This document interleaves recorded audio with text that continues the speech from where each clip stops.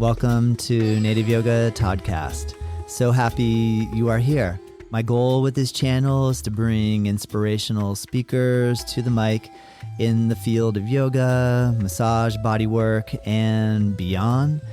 Follow us at Native Yoga and check us out at nativeyogacenter.com. All right, let's begin.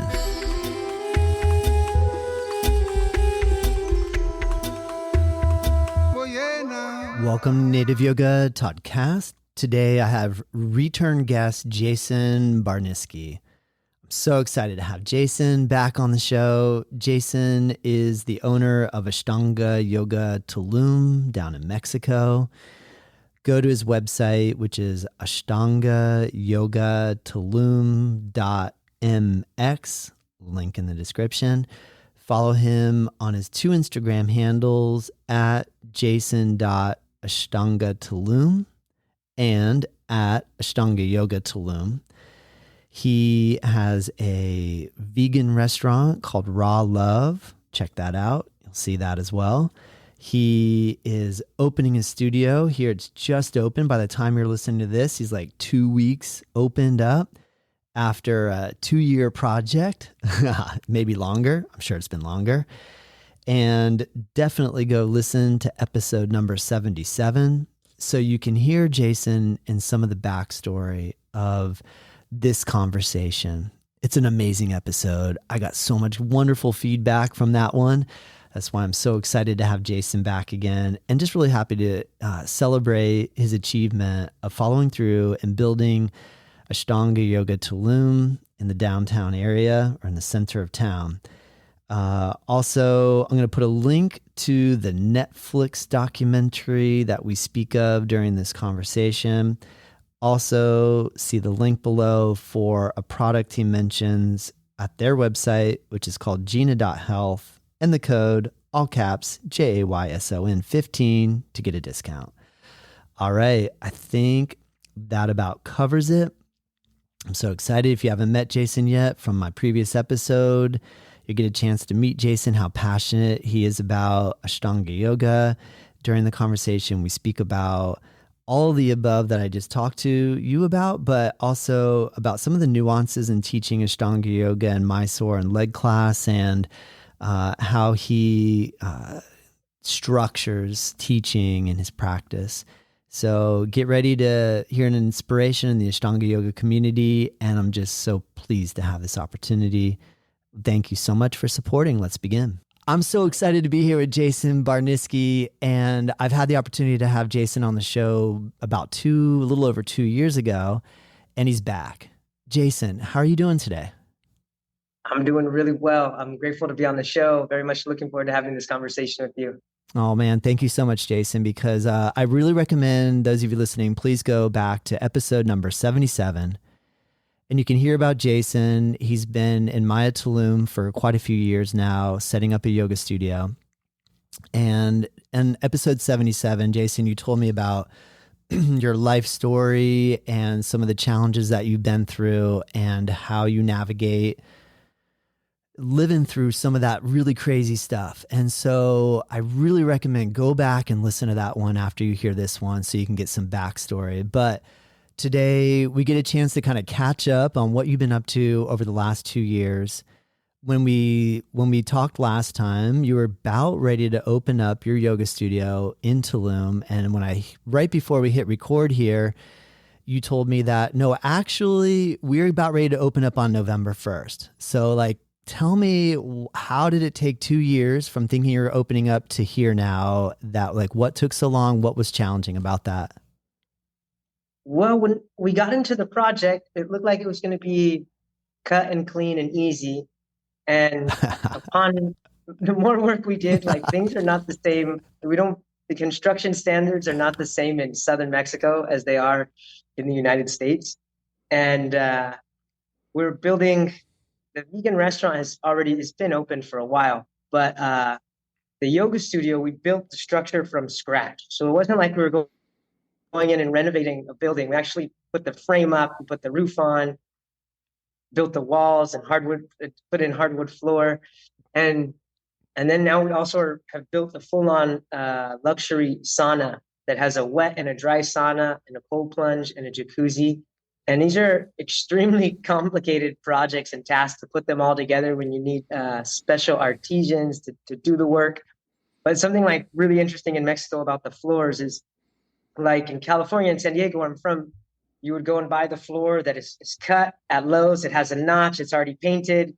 And that day you can go and just start popping in the floors and getting them ready. Well, here in the Yucatan, how we would do it is we drive in from the beach to the jungle to the guy who cuts down the trees and then mills them into shape. And then we brought all of this wood ourselves into town and had to let it cure for 8 weeks. And then once it cured, then we had to like nail it in and pound it into place and actually sand the wood with 3 different levels of sanding and then go over and paint it with a gloss and sand that again. And so it's just a really incredible project. And I guess the other reason why it took so long is my partner and I, Adan, my business partner, we allowed ourselves to just dream. And okay, like let's just not make regular walls. Let's put up bamboo that's in sacred geometry, or let's just not put a regular door. Let's put the most fancy overdone door we can do. Or for the sauna and the spa, all this it's made with onyx stone that's cut from one of our friends' mines. So it's really been a lesson of slowing down, not being in a rush, but willing to do things out of seva and gratitude. And at the end of the day, it's not my yoga studio or his yoga studio. It belongs to the community. So having to wait 2 years allowed me to develop my yoga business, my brand here in Tulum, Ashtanga Yoga Tulum. And I have a great group of students, and people are always visiting Tulum as a vacation place. So I've been able to meet a lot of people, and it's really going to be a sweet thing when I teach the first class at the new yoga studio. Oh my gosh. I mean, that does sound like an extremely involved process with laying down wood floor. That does sound like a huge project. Tell me, like, in terms of putting in a sauna and a cold plunge, what type of challenges have you come across there? Because, like, personally, we have a yoga studio here in Juno Beach, Florida, and somebody asked me, are you going to put showers in? And I remember managing a yoga studio in West Palm that someone had kind of put this makeshift shower in, and it was really hard to keep clean. It was like a challenge. And it was like just a cleaning challenge all the time, like from a hygiene perspective, that when we opened here, I was like, oh, heck no, man, I do not want to have a shower. Like I don't.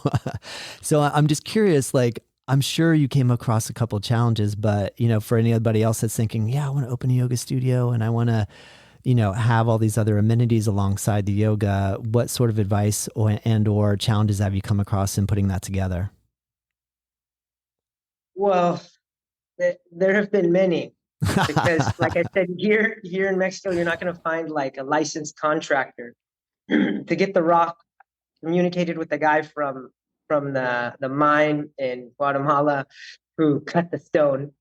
And then he brought the stone over here, these huge slabs of stone, and we had to cut them piece by piece and put them in. And I guess the thing is when you come up with something that you can either allow it to frustrate you or you can allow it to inspire you to do something different and to do something incredible and to do something extraordinary. I'm sure we're the only people who have a full-on onyx spa that can fit 8 people, just because it's not a normal thing. And so people in Tulum, the architecture is different here, and like it's kind of the culture is to allow yourself to dream really big. And I'm very excited about the synergy of this place because a vegan gluten-free restaurant is called Raw Love. It has just like the most loving, peaceful, healing vibes.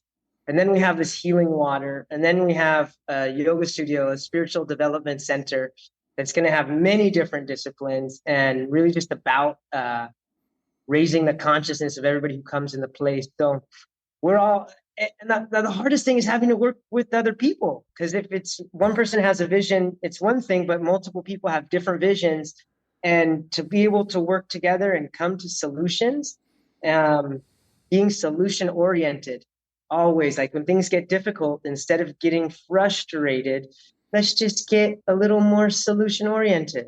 And if one thing is not working in one direction, this contractor we're using is not doing a good job, well, maybe we cut our losses and find a new contractor. We do it ourselves.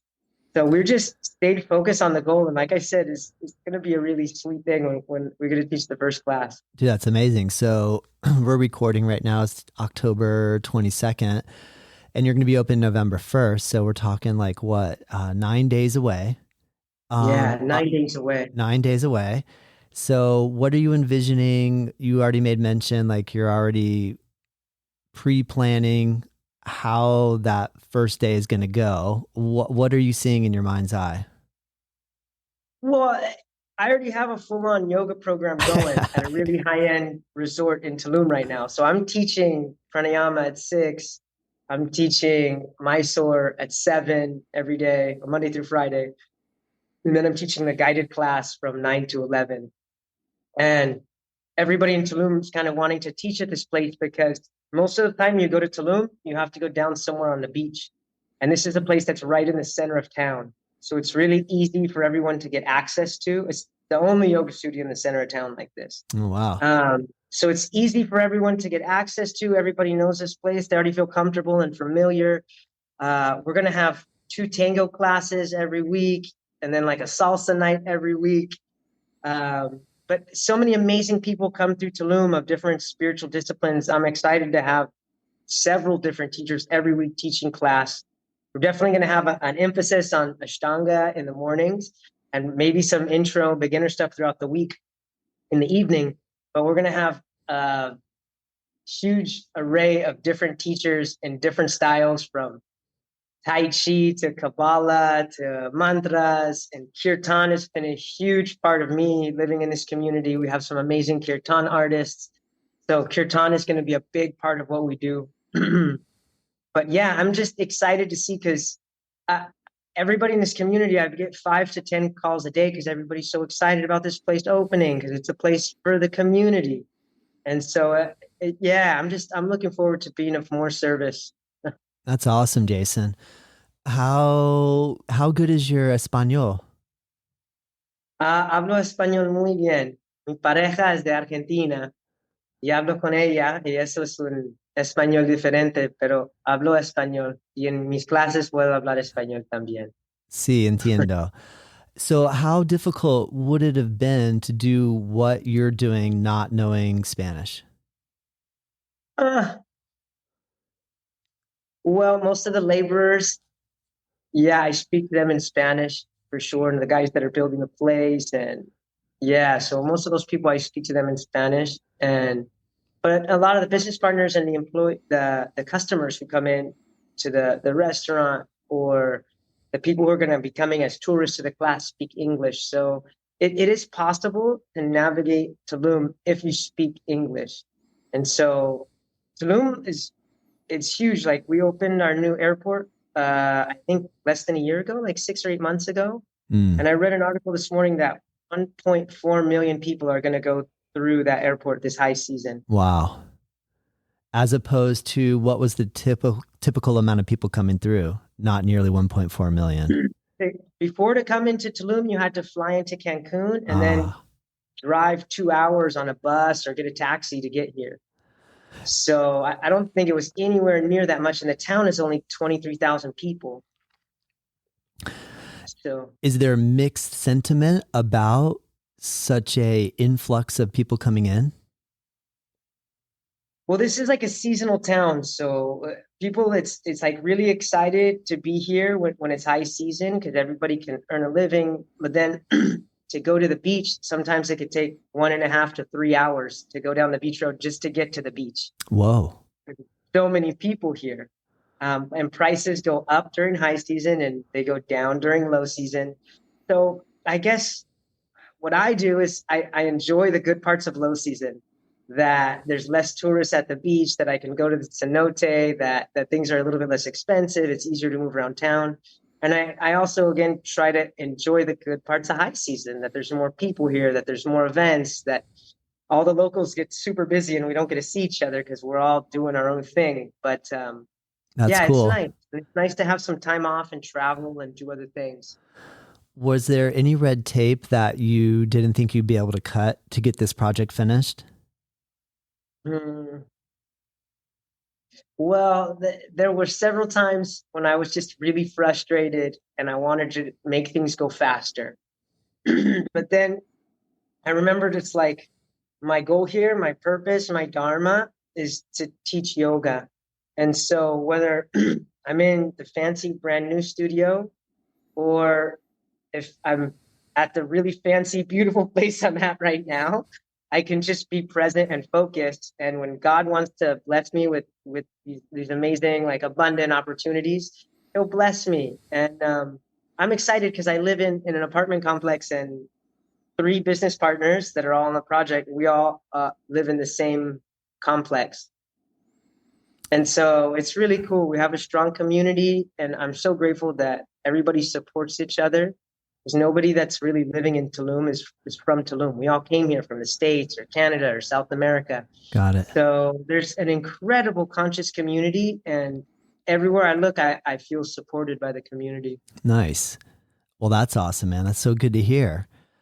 I'm curious, you made mention that so obviously you're teaching Ashtanga yoga, you're leading classes via Mysore style and also leg classes. And I recommend everybody also, you can watch Jayson. You post regularly, Jayson, on Instagram, and there's two separate handles that we can follow you on. We have your personal one at Jayson, and it's spelled Jayson, just to make that easy for people, .ashtanga.tulum. And then you also have the one for the yoga studio, which is at Jayson.ashtanga.tulum. Ah, thank you so much. I put a dot in between Ashtanga and Tulum. I'm so glad you fixed that for me. Thank you. And also your yoga studio one, which is Ashtanga Yoga Tulum. So yes. I recommend people follow you because I can see like you're always posting really cool videos and showing what it looks like there and what you're up to and what you're doing as far as teaching and different workshops that you're holding. And when you're chanting Hanuman Chalisa and or if you're holding a sacred ceremony and or you're always kind of giving us a glimpse as to what life is like in Tulum. I'm curious, currently though, in relation to your Ashtanga yoga teaching, can you speak a little bit about what is getting you excited about teaching and what your goal is in working with students? Well, I've been getting really excited lately. First of all, because the studio is opening and I'm planning a teacher training. So this is the first teacher training that I've planned in my life to do. And I had to make a whole new teacher training manual, which is kind of similar of what our teacher taught us and with a lot of new stuff and different things in it. But I've really been enjoying diving into all aspects of the practice from pranayama, which is huge. And I have like this a daily practice of pranayama and giving people adjustments, teaching people how to do adjustments. We talked a little bit about it before, but I love to help people find a rhythm in their practice where they don't get into a rut, where somebody's not showing up every day doing the exact same thing. How can we get a little bit more out of our practice? How can I activate my legs a little bit more to go a little deeper in this practice? How can I improve just the little things each day a little bit more so I can have a constant flow of steady improvement?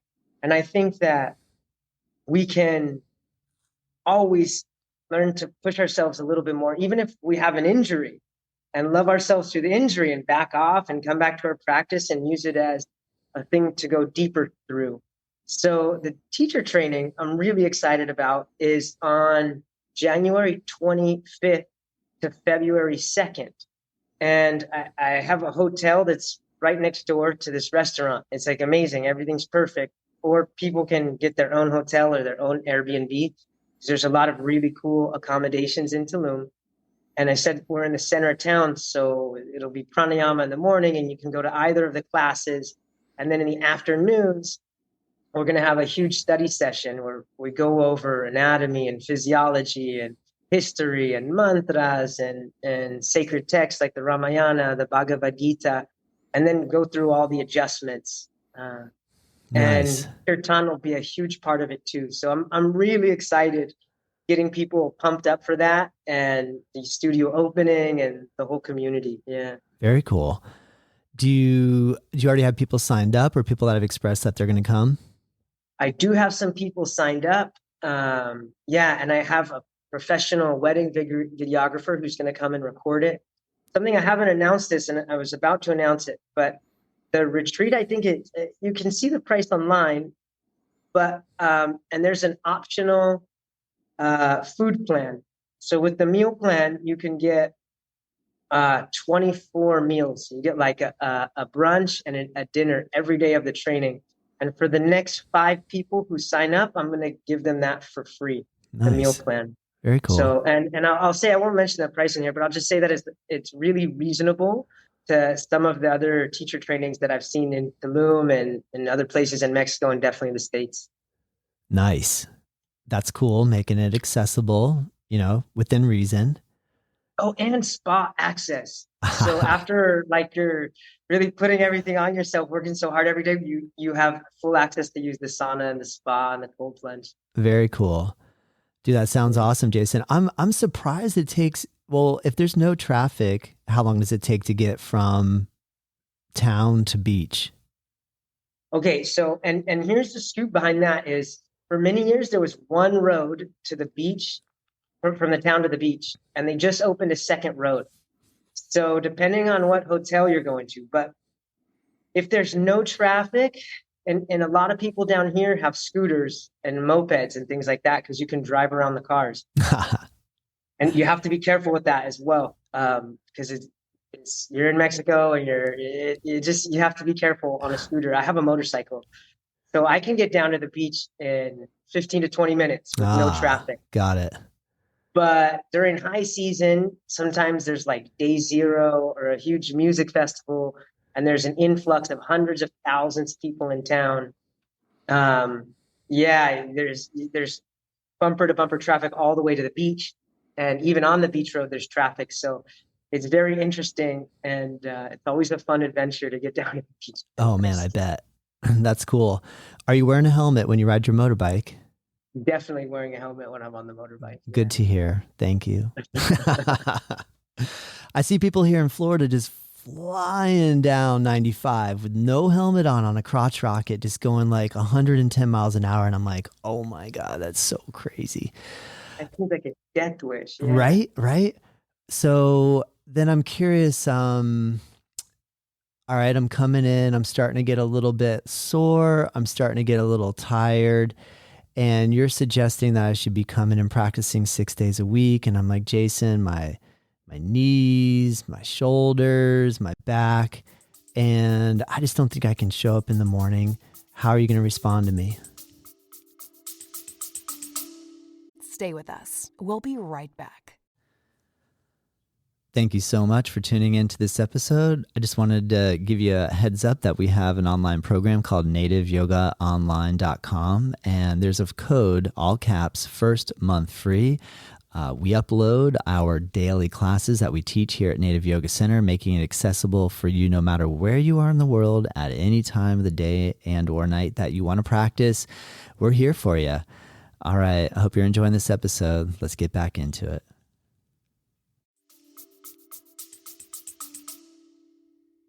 Well, I would say listen to your body. And we don't do this practice. Like, I really love the quote from Sharath that says, it's not about having a great practice, it's about having a consistent one. And for me, over the years, there's been incredible physical benefit to the practice, but the mental and emotional and spiritual benefit greatly outweigh the physical benefit, even though there's a tremendous physical benefit. So how can I practice to keep my mind in the greatest space? And so what that may look like is not pushing yourself so hard on the other 5 days so that you can practice on the 6th day. Or what are the ways we can modify your practice to where it still feels good, but it allows you to get to a place that has mental and spiritual benefit? I love to talk about one of my, I shouldn't say one student's better than another, but I have a highly devoted student here in Tulum. And we just got done doing a private. We do a private every week. And she's in a walker. And I think she's 72 years old and she's in a walker.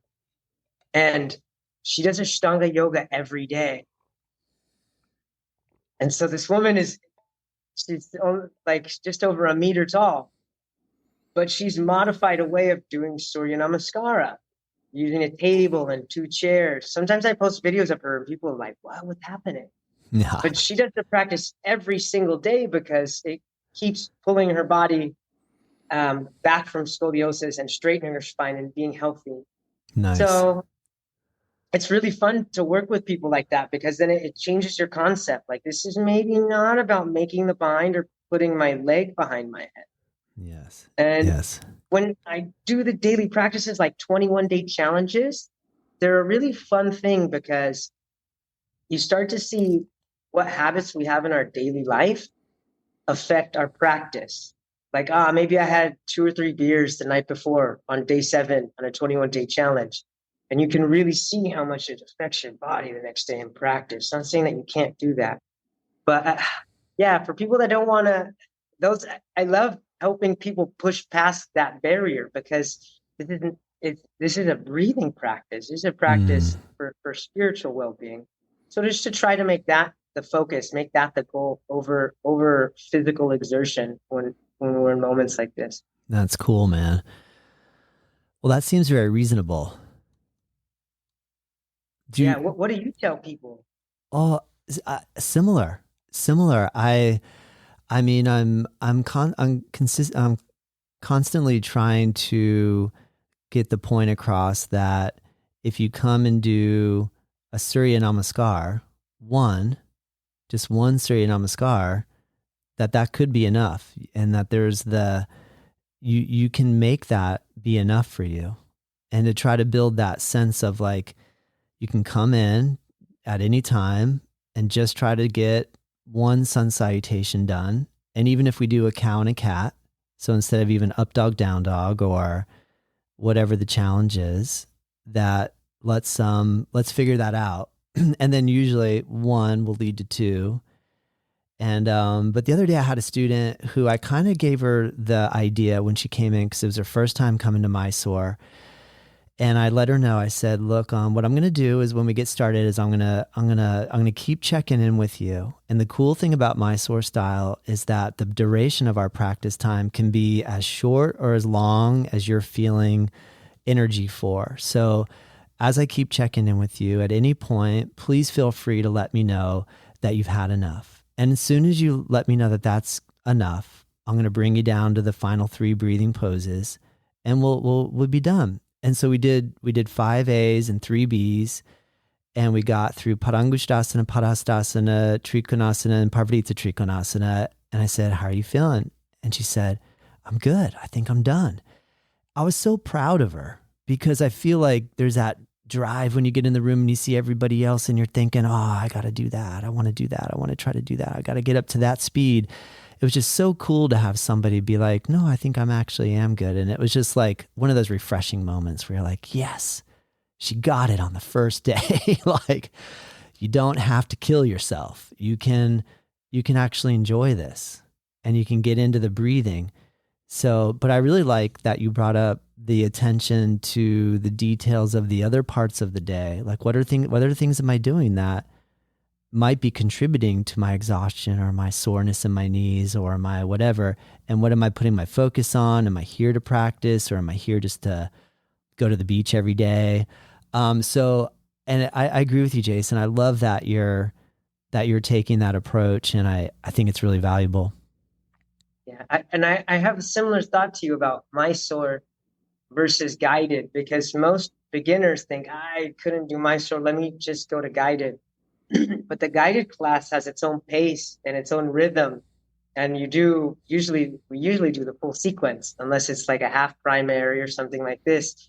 So I have a very similar student who's gone to maybe 4 or 5 Mysore classes, and it's been the greatest joy to see him going from just a couple A's, and then be like, if you don't come, promise me you'll do an A or 2 or a couple A's at home. Yeah. And I always get that. I actually did 10. I did 5 A's and 5 B's. Oh, nice. So it's a joy, and I love watching that in people. Yeah. our teacher, Tim, you should talk about like Kundalini energy and this snake unfolding, like unfolding in people. And he'd ask other teachers at the trainings, he'd be like, do you guys know anything about this? And everybody was kind of quiet. But it's a very esoteric thing that teachers who watch lots and lots of people practice, you start to see how there is like a curled up, twisted snake inside of someone. And the more they practice, it starts to come out and unfurl. And somebody who has 10 or 12 years and 15 years, whoa, this snake is totally unraveled, and they're like reaching higher states of consciousness and freedom and bliss within their own body. So it's beautiful to see everyone's process, exactly where they're at. And then to know that whether you came in and you can touch your head to your knees, or you're in a walker and you can barely move, through this method, you can improve where you're at physically, Yep. mentally, Yep. and spiritually. I had someone pose this question to me recently, so I want to ask you and see what your answer is. How do you feel Ashtanga yoga helps you process trauma? Ooh, that's a big one. That's a huge one. Isn't it? So,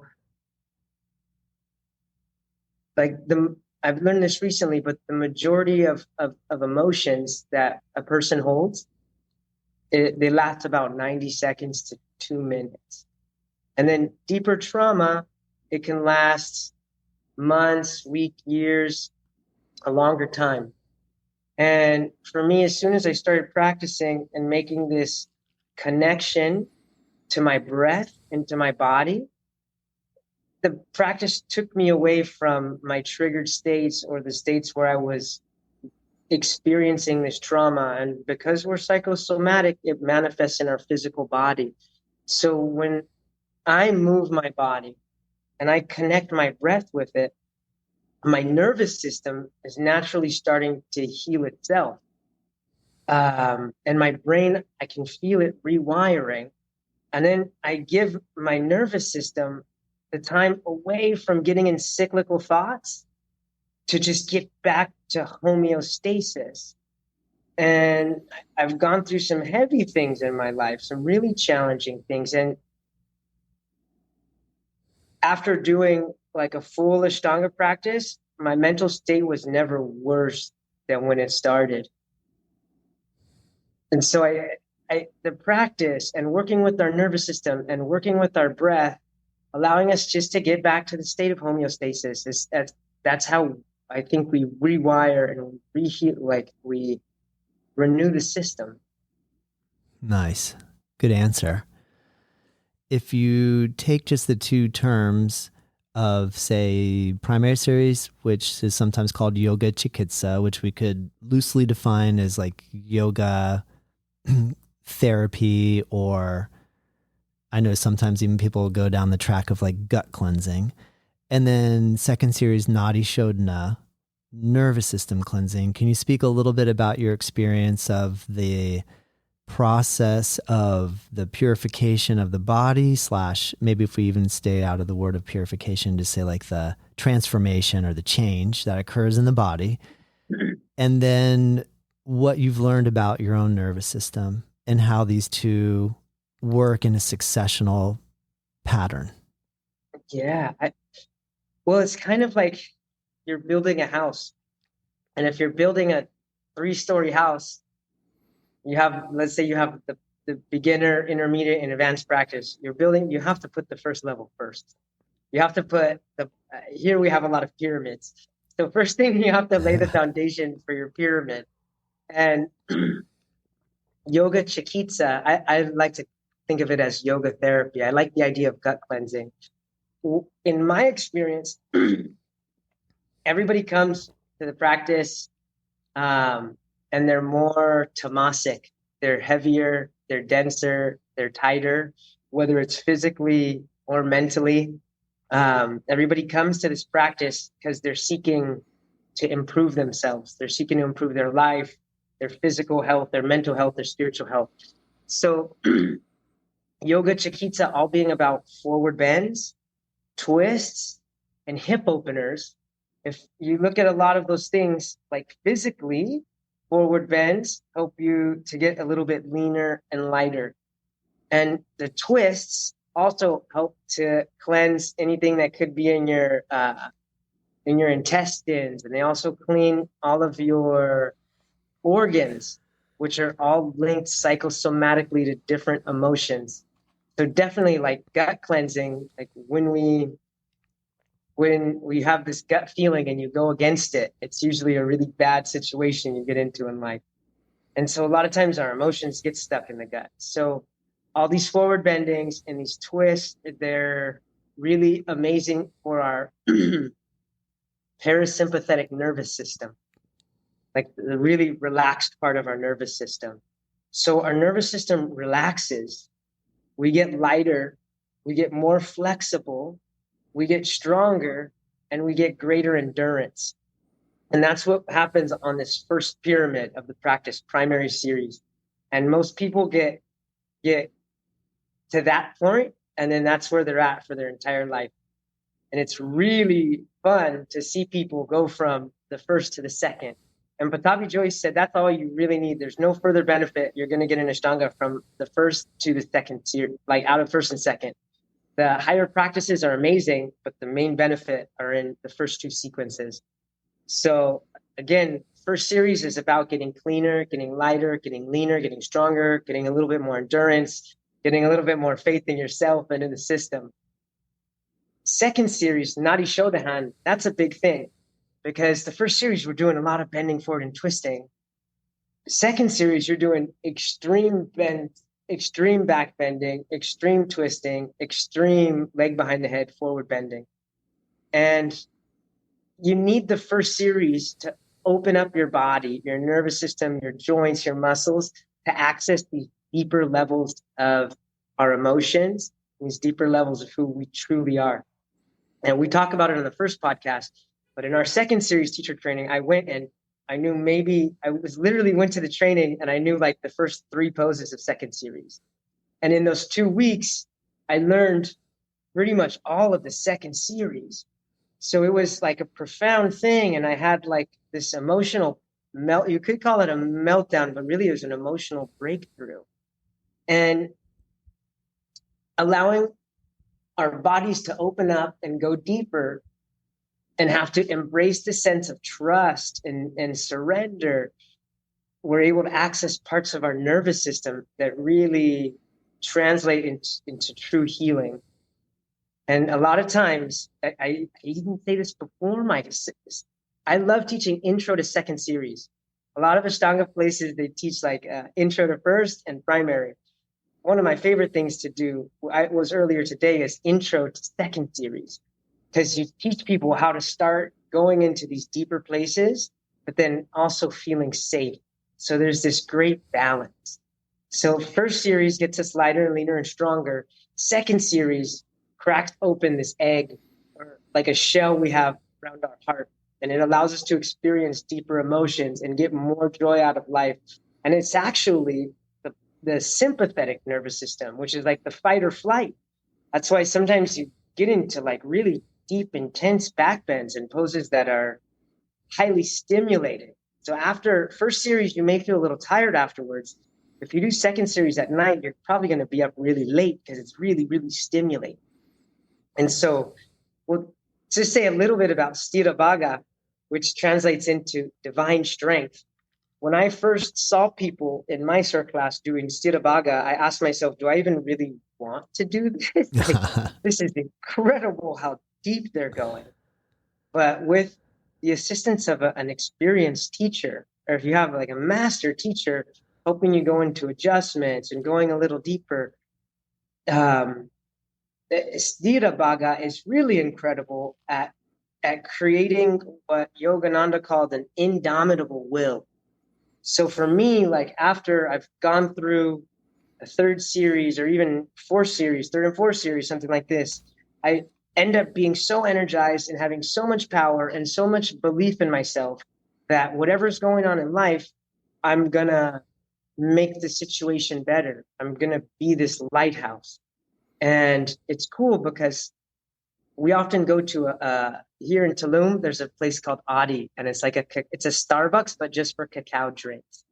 And when I walk in there and several of the Ashtanga students are all there, everybody at the place drinking cacao, they look at us and they're like, where did you guys come from? You're all glowing. You're all like, we can feel the prana coming off.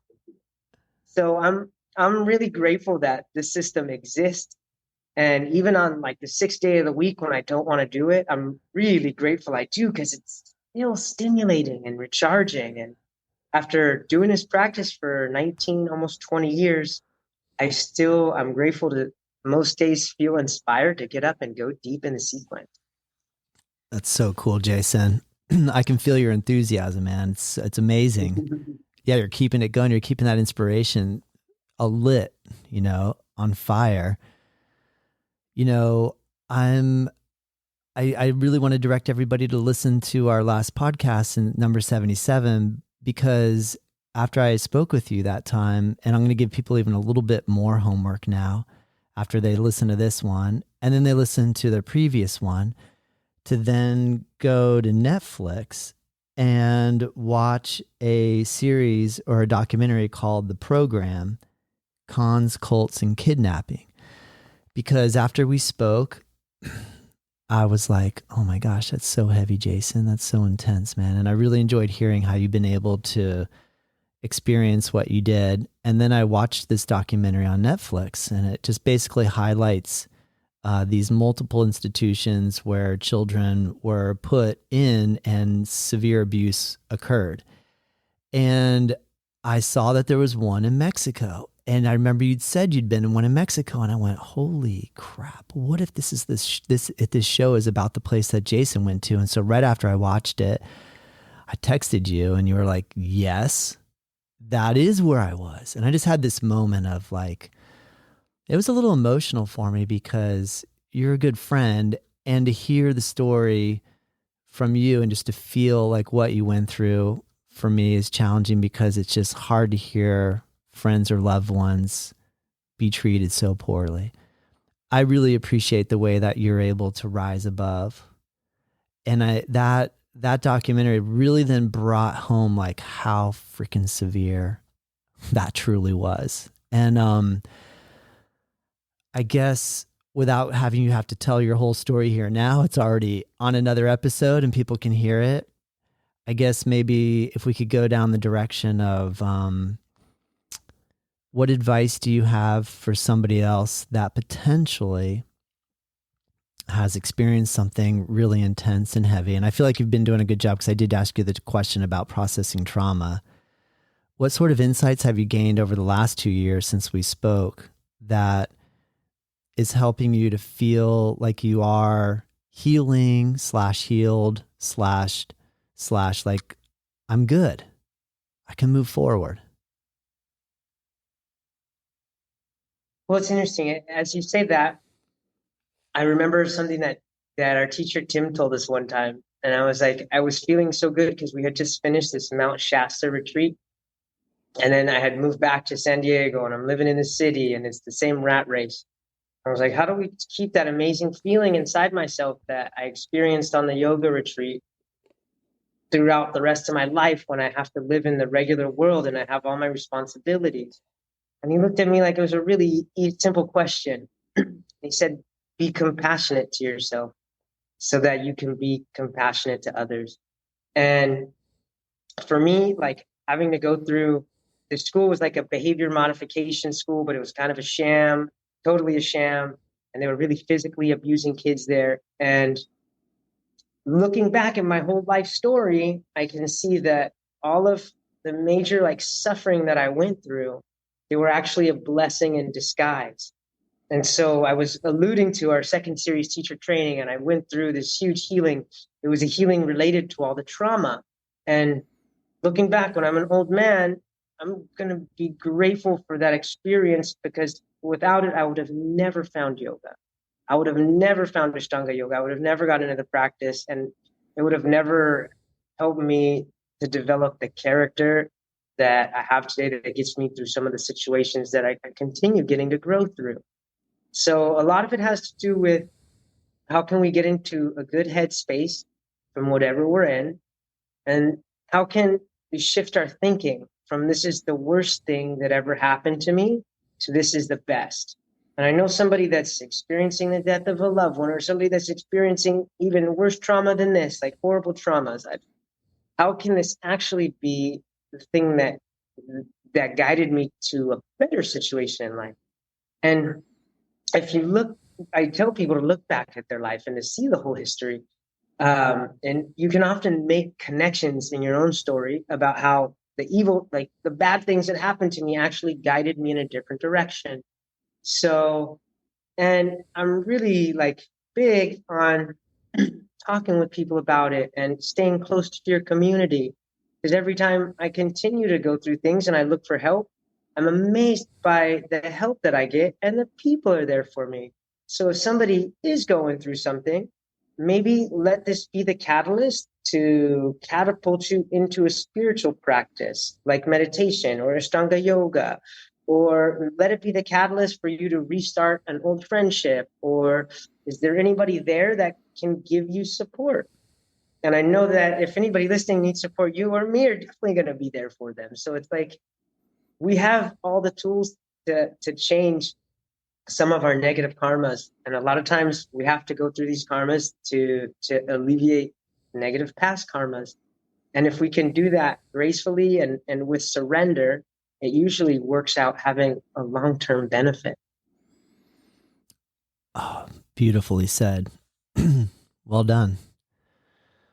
That's cool, Jayson. I'm really curious. I hope this isn't too personal. I don't feel like you'll probably be afraid to answer this, but I respect if you prefer not to. But I know that you have found great benefit from use of plant medicine.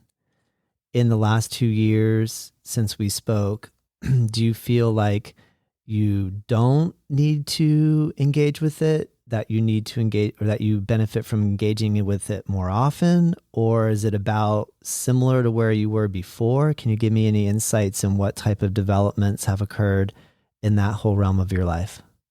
Yeah.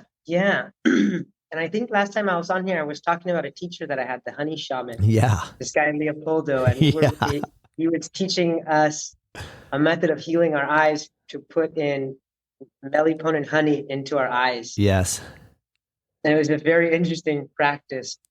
And he was my teacher in shamanism, and I studied with him ever since I got down here for 4 years. Well, I think it was about 3 to maybe 4 months ago, I got a phone call that he had died in a motorcycle accident. Oh. So it was just a really sad thing to go through this whole process, to have a beloved teacher, to be taken into this Mayan community, and then to lose my teacher.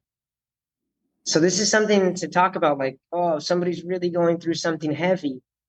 And when the whole community lost Leopoldo, when he crossed over, it was a really difficult thing for his family of 13 that he was supporting. And it was a really difficult thing for me.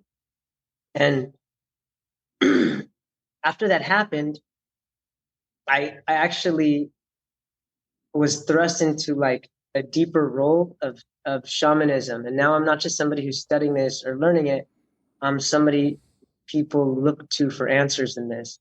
And my use of plant medicines has definitely evolved and become even more conscious. So now I don't say I work with these medicines. I say these medicines kind of work with me. But there's different stuff like rape. There's a medicine called tepescoite, which is a smokable form of DMT. And I have a lot of people come to Tulum and want me to work with them with these medicines. And so the way I teach it now is a medicine can be a medicine and a poison depending on how it's used.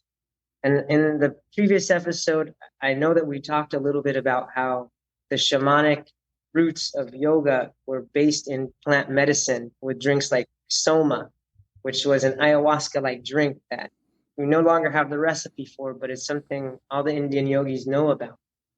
So I think these medicines are great medicines to give us a glimpse of where we're going. And it's really important to be aware of the addictive nature of some of these medicines, or even more of some people individual, like some people's individual uses.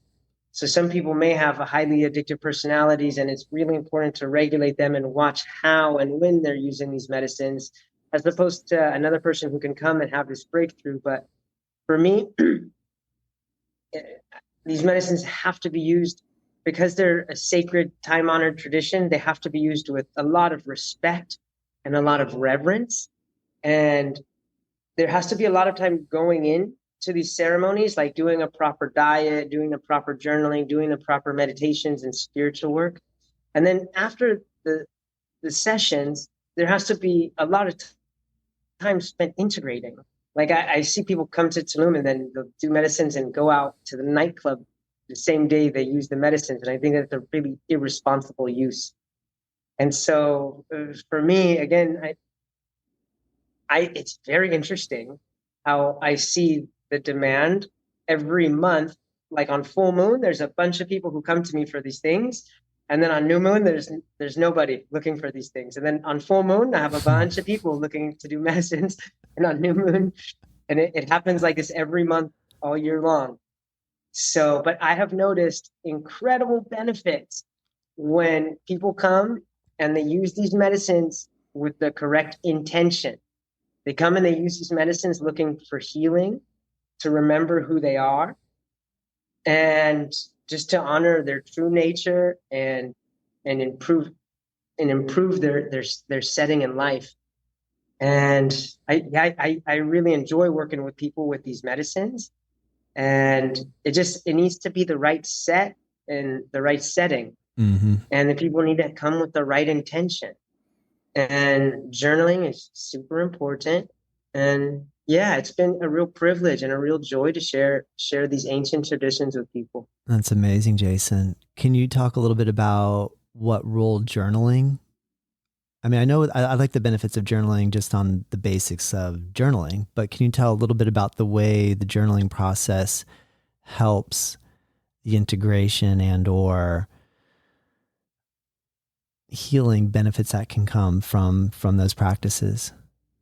Yeah, absolutely. So some of the medicines that I'm using, they release a chemical in your pineal gland called DMT.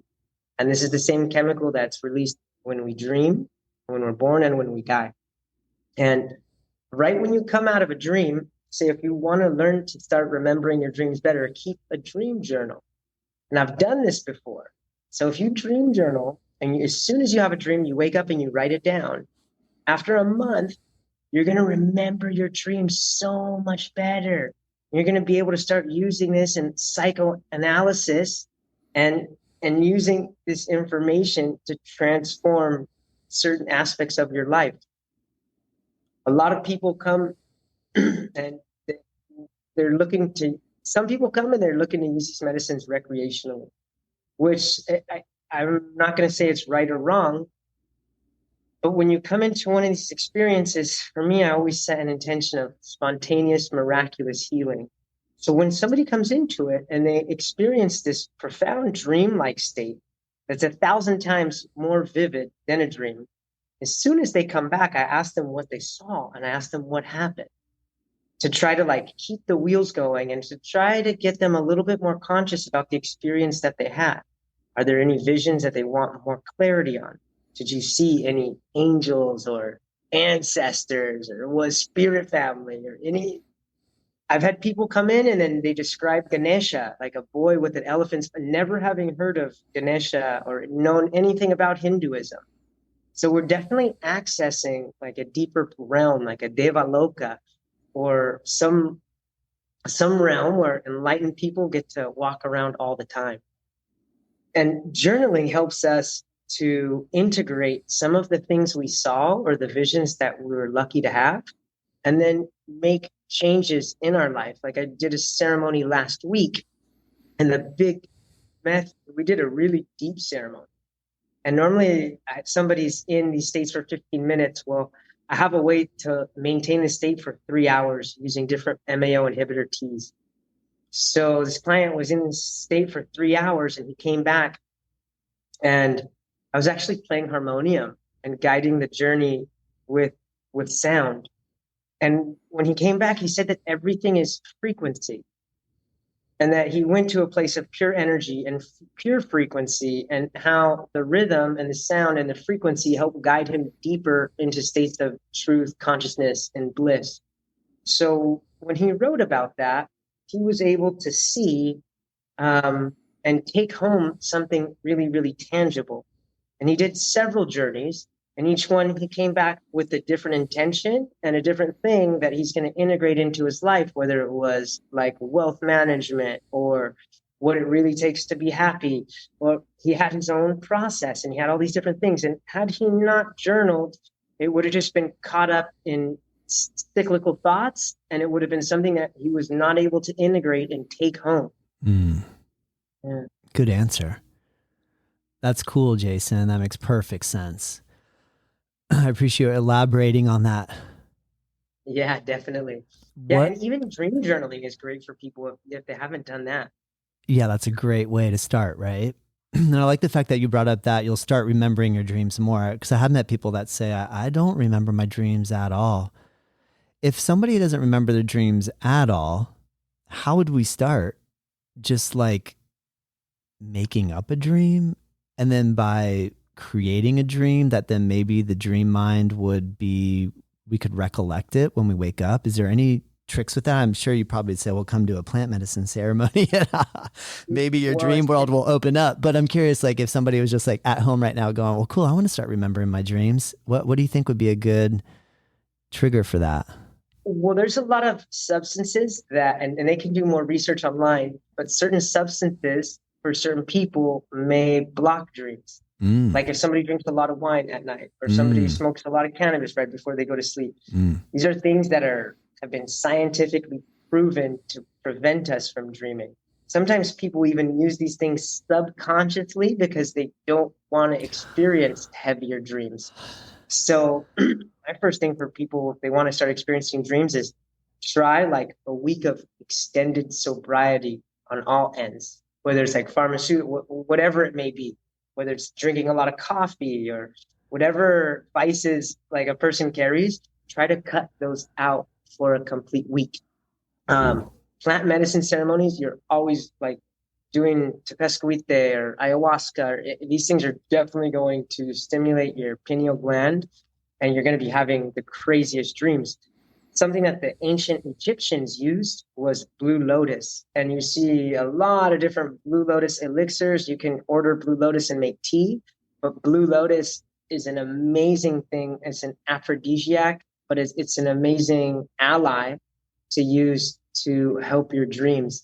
And if you don't have that, just setting the intention and just putting the dream journal right down next to your nightstand, I guarantee you will wake up and you're going to be like, oh, and you're going to write something down. Because a lot of times you may wake up at 2 or 3 in the morning and then just go back to sleep and forget the dream. So in the morning, you don't remember the dream. So just having the journal there, and Blue Lotus is an amazing tool to help you dream. Very cool. Can you paint a verbal picture of what you've done a good job already, but can you paint a verbal picture of the studio and restaurant with a few colors and a few pieces of art, just so I can like create in my mind like some sort of idea of what it looks like there without actually just looking at a picture? Yeah. So in Tulum, we do a lot of really cool architectural features with bamboo. And the entrance to the restaurant is this beautiful arch with braided bamboo. So you walk through a long, narrow restaurant and you're greeted by like the happiest, healthiest, most vivid vegans you've ever seen. And everybody in there's, I love when you go to a vegan place, everybody's super happy because they're all vibed up on the natural food. You never go to a vegan restaurant and somebody's feeling down, or you always feel them like living high off of the raw food and the nutrition. So you walk in and there's a ton of cool people. And then the restaurant is decorated with art collected from different places in South America. And most of it is shamanic art that has all of these fractals and kind of undertones of medicine ceremonies. And it's really beautiful. The restaurant is also decorated with well, it's not decorated, but it's accented with a bunch of palm trees, and the whole vibe is just tropical, like the Caribbean. And we must have 40 or 50 palm trees like within the restaurant seating area. So it's just a really cool vibe, and there's like some really relaxed, tranquil medicine music going on. As you walk through the restaurant, in the back of the restaurant to the right is the sauna and the spa, and we do have 2 showers. We do have two, I think 3 therapy rooms now that are used for massage or any type of therapy you can think of. We pretty much have access to therapists who practice it here in Tulum. So all kinds of stuff. At the very end, there's the 2 saunas, and which one is all wood and it's a dry sauna, and the other is a huge wet sauna. The walls are totally lined with onyx stone. Each sauna fits about 8 people. And then juxtaposed to that, back towards the restaurant, is the sauna, which is attached to the cold plunge. The yoga studio has a separate entrance from the street, and there's another little hidden entrance you can go into the restaurant. But we wanted to make it to where yogis wouldn't have to walk into the restaurant to go to the yoga studio. So there's a separate, very Tulum style, really long entrance, and you go upstairs, and then we're creating a little juice bar, and you go over a bridge and enter the studio. And the studio has these really beautiful collapsing doors with bamboo. And then the walls have a bunch of windows on the top, and it's a sacred geometry, like woven bamboo all around on each wall, except for a couple walls, which the entire wall is glass, and you're looking into the restaurant. And then the complete floor is this beautifully polished chakum wood that we picked up ourselves and brought in from the jungle. Wow. So it's a massive structure. I think it's 5 by 18 meters. So like 3 feet per meter, so like 15 and feet 15 by. So how many mats how many mats do you think will fit in the yoga studio if it's like squeezed but not 28? Cool. Probably 28 to 30 mats. Have you already tried have you tried laying them all out already? Not yet. Not yet, because we're putting like the final sanding on the polish of the floor. Wow. So pretty soon we'll do it here. But there's also a stage. And in Tulum, there's all kinds of incredible performing artists here. So we'll be able to have shows, and the maximum capacity for like a musical show is 100. Cool. Dude, that sounds so... We can also open the doors to the studio so we can have more seating outside as well. Amazing.